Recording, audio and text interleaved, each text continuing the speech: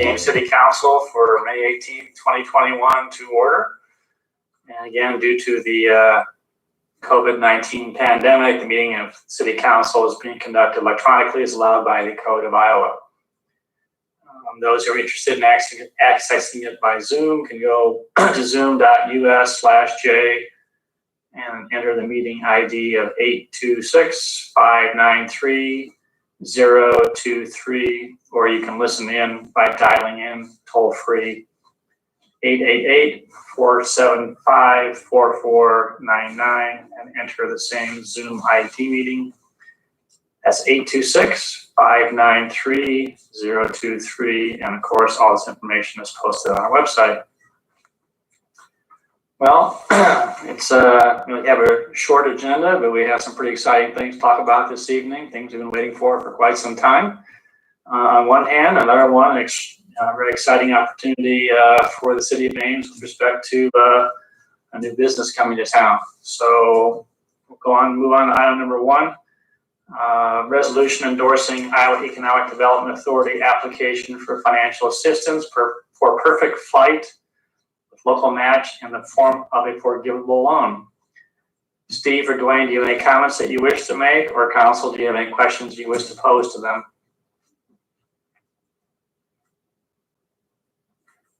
Steve, you want to just give a quick 1 minute recap what this is? I think Dwayne's here. He's handled the application. He can help. Okay. Yes, I'll take care of that. I think we covered the basics in the council action form, but just a little extra background. This is a little bit different than the typical what we might see a startup firm. This is a more established company with a product and sales in place, but they are located in Brazil. And for the precision agriculture type business, Ames or the Midwest area is really the place to be. So they want to start moving the business here. Most of the things we see here are land-based. So the tractors, the sprayers. This is equipment that goes on aircraft, and it's for aerial spraying, and it tracks that and does kind of the same things the land-based do.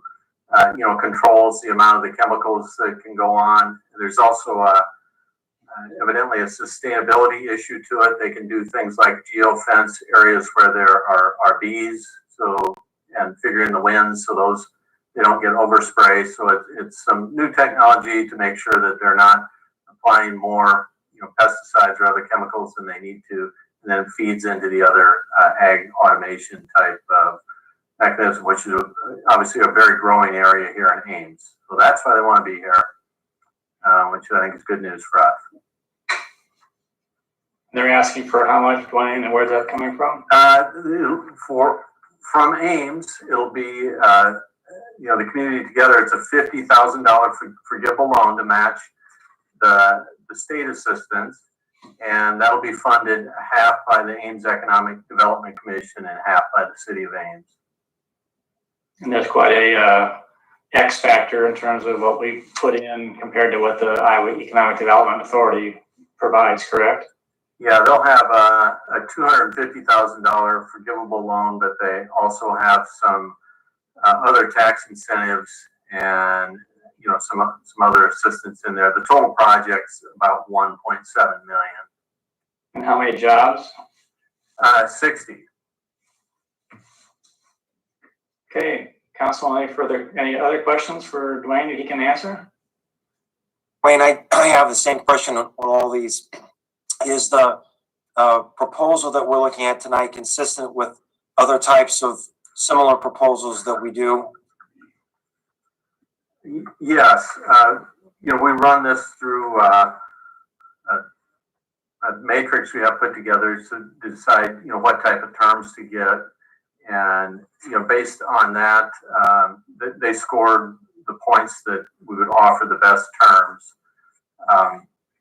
This is, the action tonight will be to move this forward to the state, and then we'll be back with terms on the forgivable loan agreement, which will of course include them meeting that jobs requirement. Great, thank you. There's no further questions. I entertain a motion on the resolution. I'd move the resolution, alternative one. Thank you. Second. Seconded by, moved by Bronwyn, seconded by Rachel. Any further discussion? Hearing none, roll call, please. Betcher. Aye. Barton. Aye. Junk. Aye. Moriarty. Aye. Martin. Aye. Edie Hansen. Aye. Thank you. Moving on to item number 2, discussion of future of cities face covering ordinance. And maybe it's just a little side note. Been a long time coming, and so much has changed in a short period of time. And I think we're just all thrilled to be able to be discussing the fact that so many numbers are down, both in terms of hospitalization rates as well as positivity rates. And I think I'm going to go ahead and turn it over to Mark and Deb to hit the high points, and then we can go ahead and open up for conversation tonight. And there will be no public input taken on this topic, although we have received a significant number of emails from community members, and we greatly appreciate the fact that they use that medium to reach out to council. And I know that council and we all have read each email and take that into consideration in the deliberation. So, Mark or Deb, who wants to kick it off? I'll defer to Mark. Okay. We should have discussed who was going first. I think I covered everything in the memo. The council has choices of allowing the ordinance to sunset on June 30th, or if there's a desire to have the ordinance end earlier, you can move to repeal it, and we can put it on the agenda for the next council meeting, and I can prepare the ordinance to do that. If there's a desire to amend the ordinance in some way, that's a possibility too. So the council can decide the direction tonight and give staff the direction. Also, I discussed the Story County Board of Health regulation that has a county-wide face covering mandate that is not in effect in the city of Ames now, because we've regulated on that topic. I've discussed a way to opt out of that if the council desires to do so. That would be by a resolution, simply establishing that the council wishes to opt out of that. And that could be done at the same time that the ordinance either expires or is repealed. So I guess that covers what I have to talk about. Yeah. All right. So who would have guessed after the May 10th council meeting that things would have changed with the CDC? But at the May 10th meeting, council directed staff to collect feedback from our local partners and medical advisors. So Iowa State University, Mary Greeley Medical Center, McFarland Clinic, and the Story County Board of Health. And so that information was included in your packet.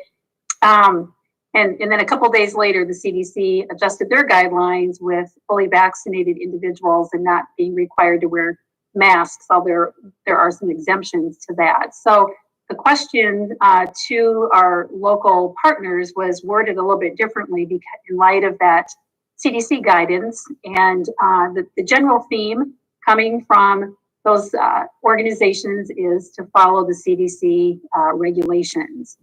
And so we also added in information from Story County Public Health on what the positivity rate is during the 14-day, the rolling day total that they look at. And so that graph was included in your packet.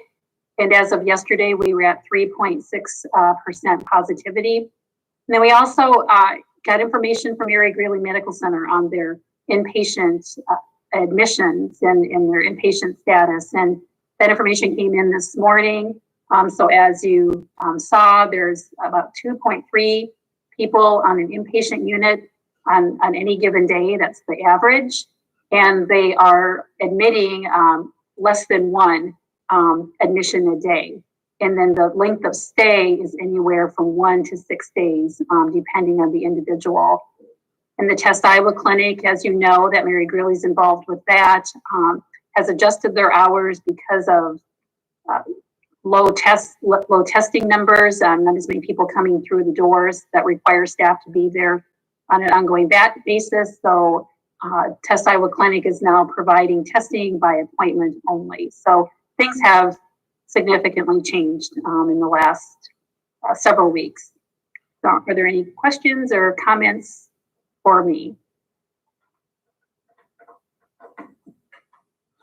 I have a question for Mark. Yes. I think I know the answer to this one, but for the benefit of people who are maybe watching this meeting, would it be possible, if council even wanted to do so, would it be possible for council to rescind the ordinance tonight? No, it would not, because the council has to, well, first of all, that's not on the council agenda. So, and secondly, the council would have to direct me to draft an ordinance, and that could be done very quickly, but I would still have to draft the ordinance and bring it back. So it could not be done tonight. Thanks. I'm looking forward to the discussion and motions. Mark, I don't know whether this is so much a question as I'd like you to confirm an observation.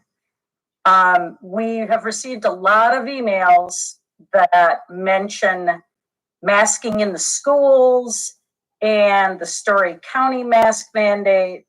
And I just want to confirm for everybody who may be watching this that whatever the city of Ames decides to do, we do not have control over what Story County decides to do or over what the Ames Community School District decides to do. And the CDC guidelines include the fact that businesses and industries have the ability to set their own standards. So those guidelines don't relieve people of being masked if their business decides that everybody needs to be masked. So is that correct? Am I encapsulating that well? Yes, yes.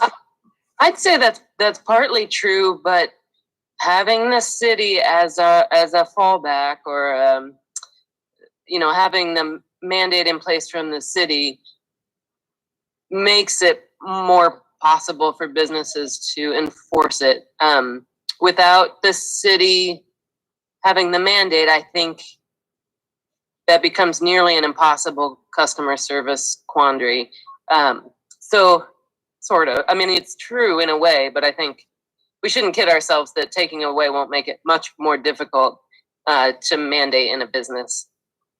I'm not disagreeing with that at all. My observation was mostly that we seem to get a lot of people who thought we had control over what these other entities could do or should do or have to do, and we don't.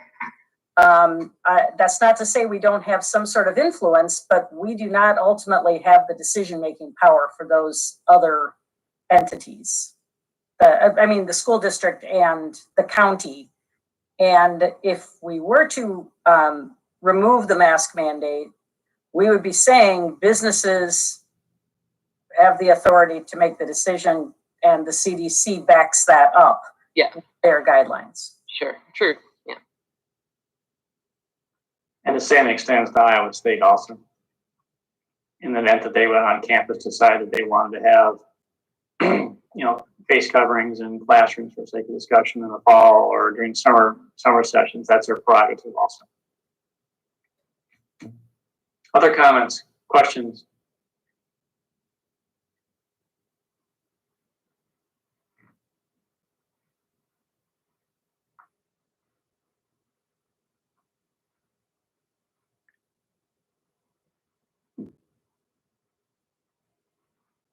Well, absent comment or questions, I'm going to push us along and ask to give some direction. Options include leaving it in place as it is right now, and it would sunset June 30. Option 2 would be to direct Mark to go ahead and prepare an ordinance to repeal an ordinance. Is that the correct way of saying it, Mark? Yes. And by an effective date, and or modify the existing ordinance in some way or shape. And there may be other ones that you think of, but I actually just thought of a question for Mark. Would it be possible for us to, we did say we would be taking public input on this topic on the 25th.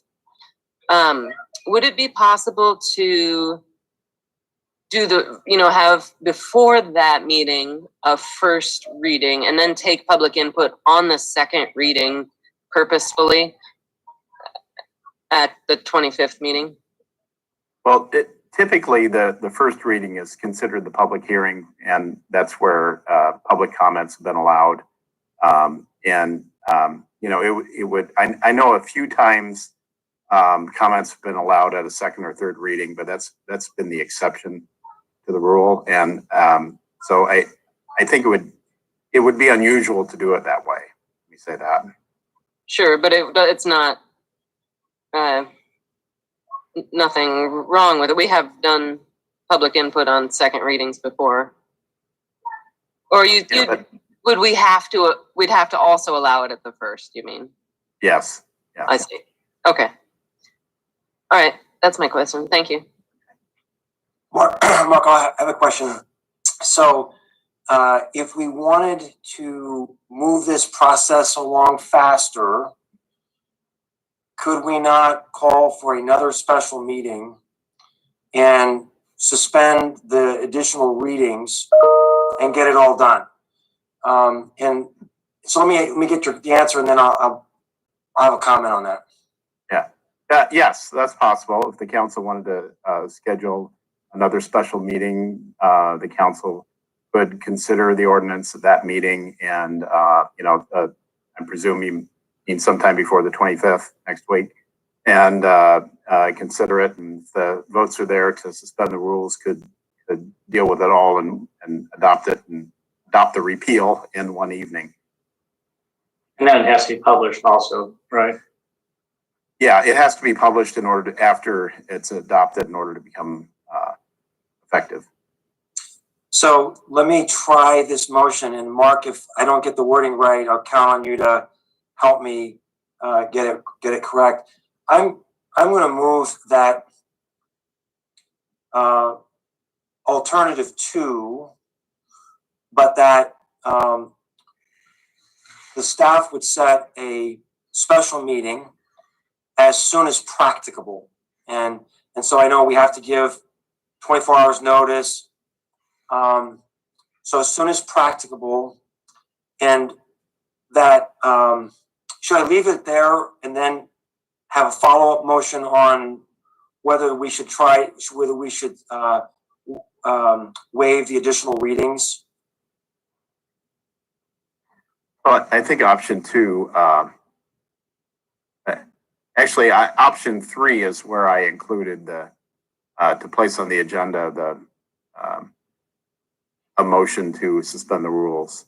I apologize. You're correct. I misread that. So if I could withdraw my motion, I'll try again. I would move alternative 3, but that it be set at a special meeting as soon as practicable. Is there a second?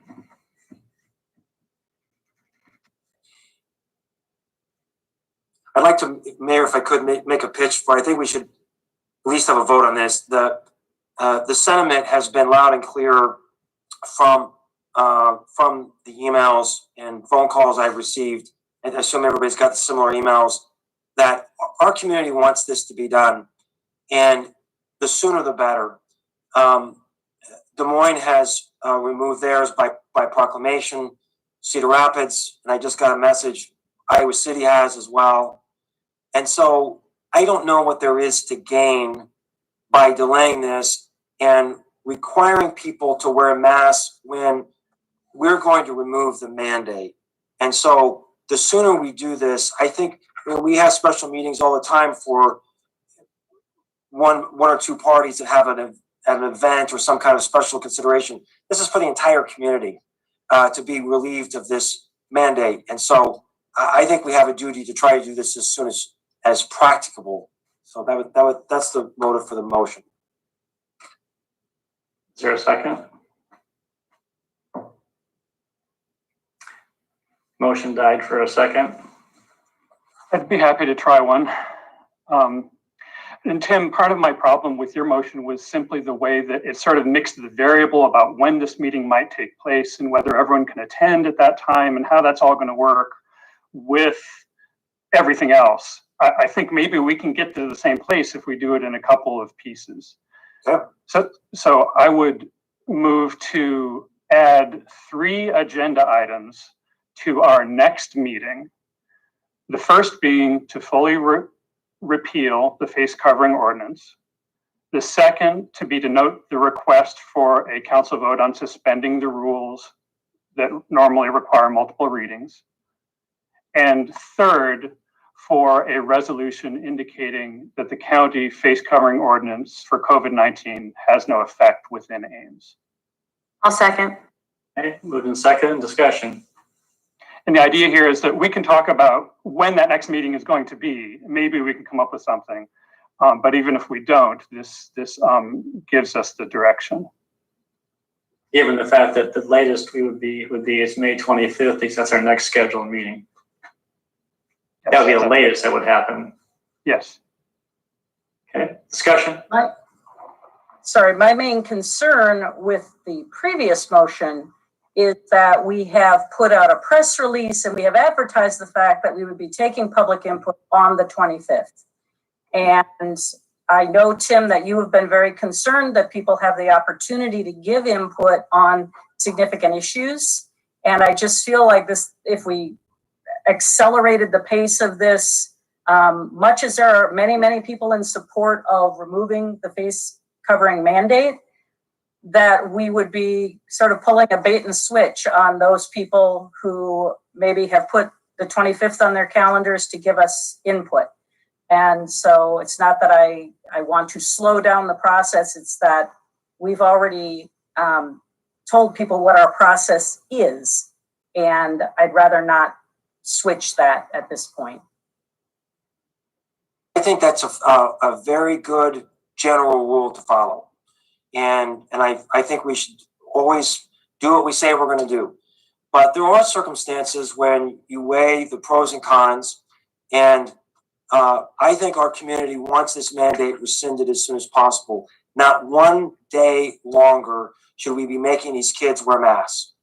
And so, respectfully, I do think there are circumstances where the benefits of having a more expedited schedule is worthwhile, but let's go ahead and just go with this vote and be done with it. Let me be clear. As a point of clarification, you clarified and you said you don't want kids wearing masks one more day longer, because I think that previous comment was made by Gloria that this is not, if the school district chooses to require face coverings to be worn, that's their jurisdiction, and ours is not going to release that. So I just want to make sure that we're not confusing anybody in terms of what this motion may or may not do. I'd also like to clarify that I tried to word my motion so that it leaves open the possibility of our next meeting being a special meeting that we can arrange afterwards. We should talk about that separately. But it's not my intent in my motion to say that this is definitely May 25th if you vote yes to this motion. Amber? Yeah, just one comment here. I think, some of the emails that we've received have sort of given the impression that this has been a very divisive issue for the community. And I think I just want to remind not just council, but all of the adults in Ames that things only become divisive based on how we choose to react around our children and around the community. We have reports of business owners and their employees being harassed for attempting to enforce a mandate that helps to protect their customers and their staff. And we have non-mask wearers being harassed who may not be able to wear one due to medical reasons. And, whatever we do moving forward, I think we all just need to do better in the long run. Thank you. Thank you for saying that, Amber. I completely agree with those sentiments. Any further comments? Everyone understand the motion? Those in favor of the motion, please signify by saying aye. Aye. Aye. Any opposed or abstaining? Motion carried unanimously. Okay. Any other motions?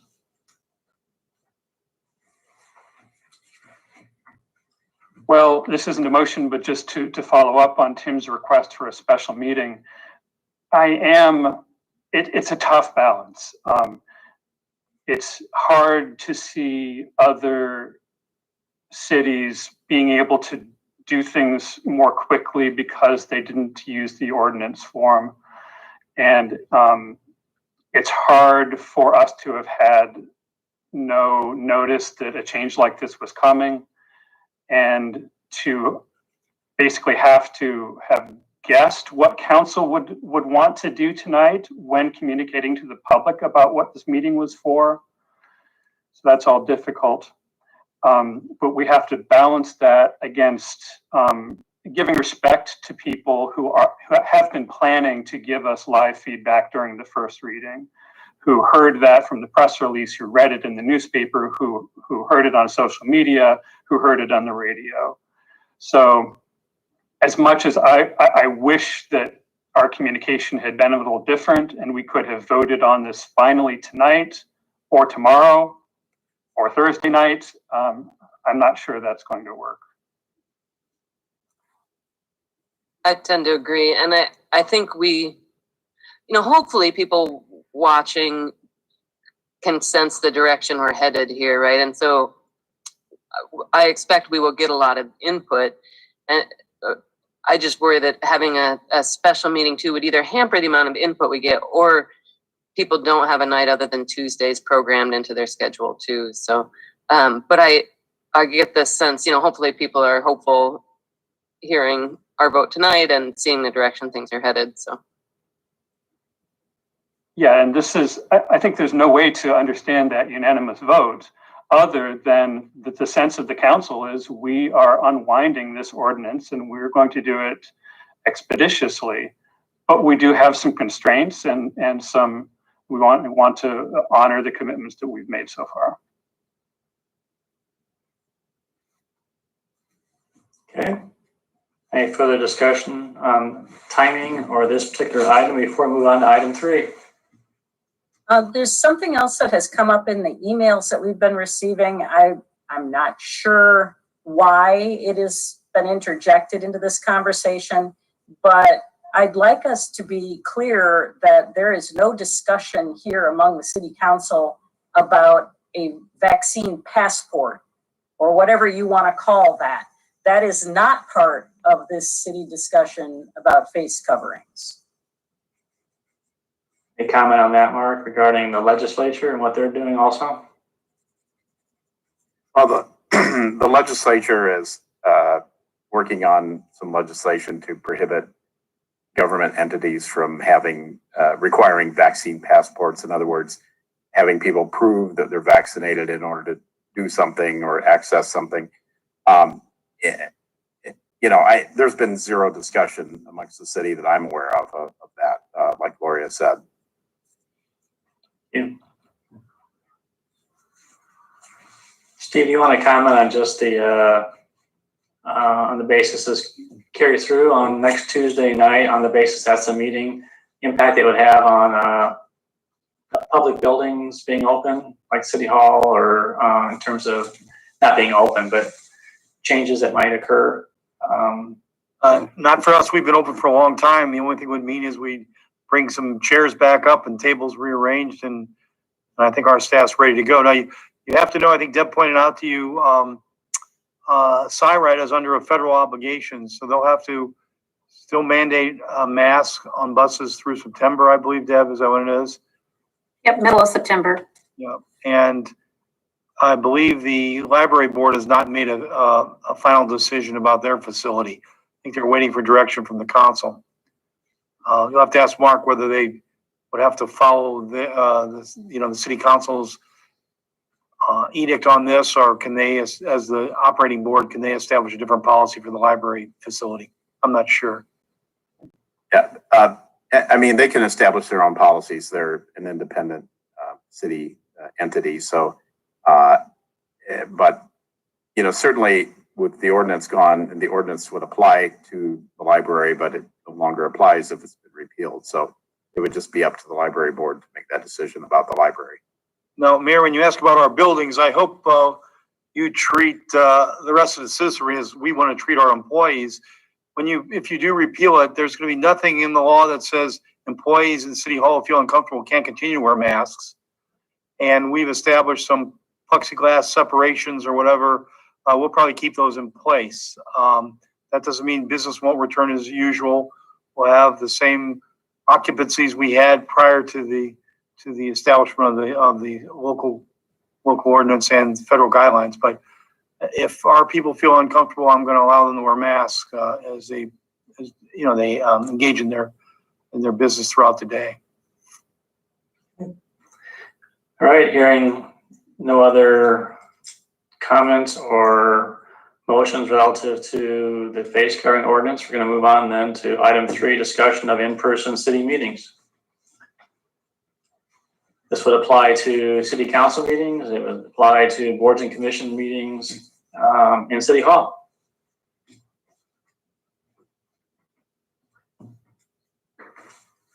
One of the questions I had regarding the sort of hybrid option with the Zoom and the meeting in public, which I know we've learned is problematic at this point, not least because of the personal emergency of the person who was investigating this for us. Somebody asked me whether we weren't already doing something similar using the city auditorium for those concert series where you could have people in the audience and it was also being broadcast. And I didn't know whether that actually was true, that there was the opportunity there for this kind of interactive space or not. I think we're doing that, aren't we, for the mental health meeting on Thursday? And is it possible to do at least city council meetings in that space as opposed to in the city council chamber? Now, Susan, probably the technology involved here. So that was Craig Kaufman that did the virtually anywhere meetings. What there's not is the interplay between the performer on stage and the person who is viewing. So what we're doing for the mental health forum would be you could watch it and you would interact by commenting in the comments, and we will have to have people watching those. There isn't the idea of somebody to participate in the mental health forum as the same as going up to the podium in a council meeting. You would be commenting via text, basically. So it's not perfect. It's kind of an imperfect way to get to where we would want to be. Now, as Gloria said, we think there's a way to do it technologically. We're not trying to delay that, but it's going to take us a bit longer than we thought. We're going to need to get you the cost and the timing once we bid it out. How long it would take to allow the continuation of Zoom. I don't think you should hold up making your decision whether you want to return to live meetings, because by doing that, we're going to restore ourselves where we were before the pandemic.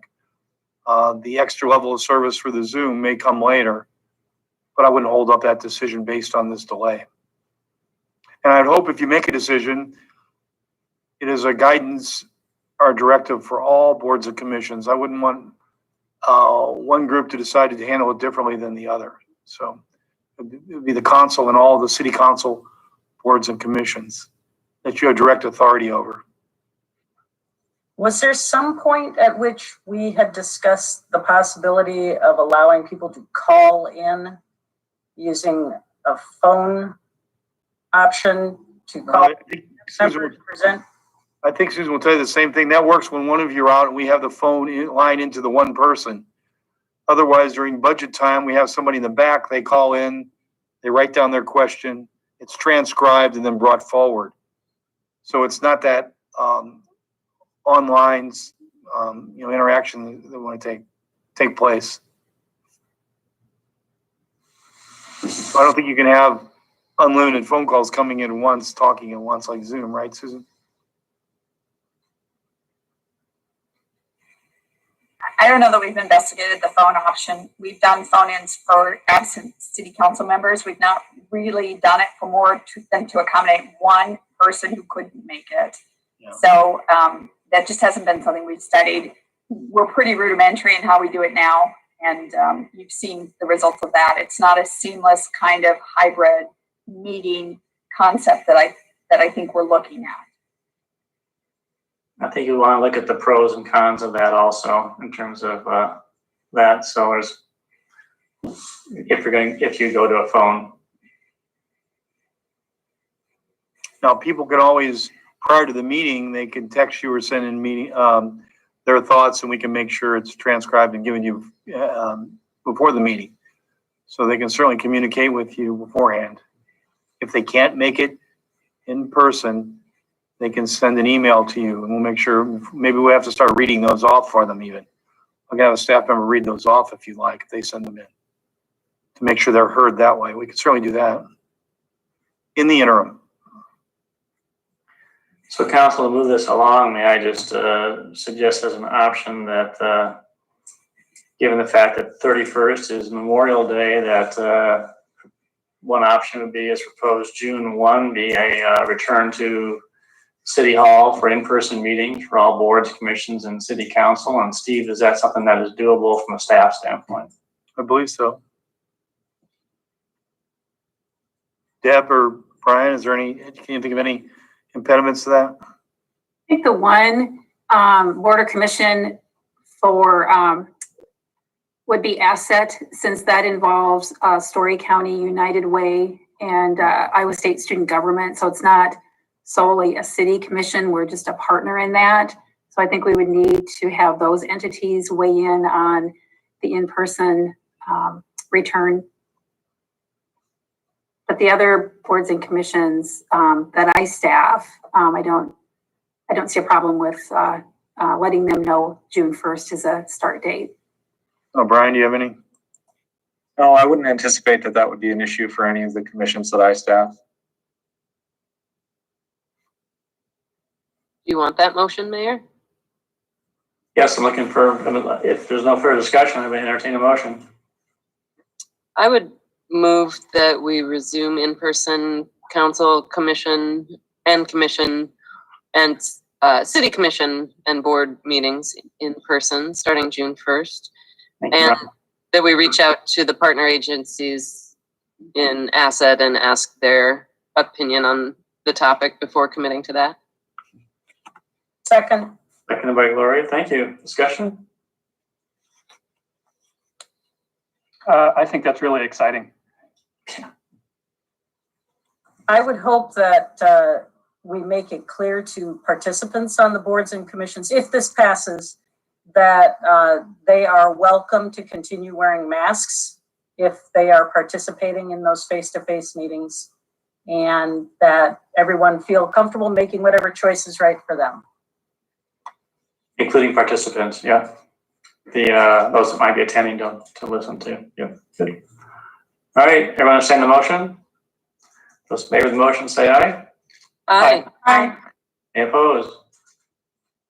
Motion carried unanimously also. Great. Anything else that staff needs from council this evening to get the ball rolling? As has been mentioned, it's exciting to get back together again. It's been like 14 and a half months that we have not deliberated together face to face, and I'm looking forward to being back together and also engaging with the public face to face too. So I have a question here.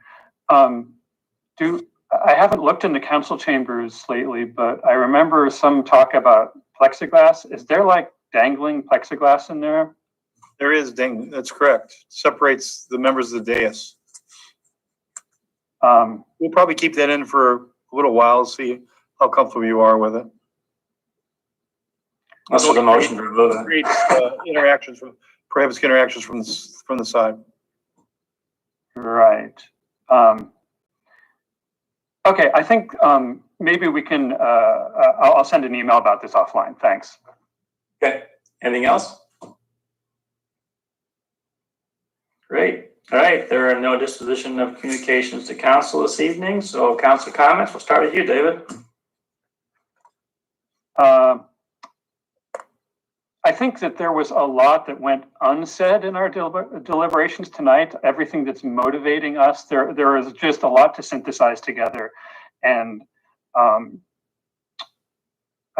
know it's a challenging decision, and the whole situation has been challenging. I'm grateful for all the people who have respectfully contributed to the thinking that had to be done in order to uphold our community norms and keep people safe within reason. Thanks, everyone. Thank you. Tim. Nothing tonight. Thanks. Amber. Nothing for me. That one. No, nothing for me. Thanks. Rachel.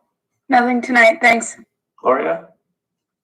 I just want to reiterate what Amber said earlier and hope that people are charitable to each other and allow everyone to make that choice of whether they wear a mask or don't wear a mask. Because if we're removing that mandate, it is entirely up to us as individuals whether we want to wear one or not. And I hope that the mask shaming on both sides is held in check. That's all. Thank you. Trevor. Just excited to discuss next week. All right. Thank you. I would echo the comments that I made, and the other thing is just to remind those who are watching, listening, we have a very important mental health forum coming up Thursday night. Starts at 6:30.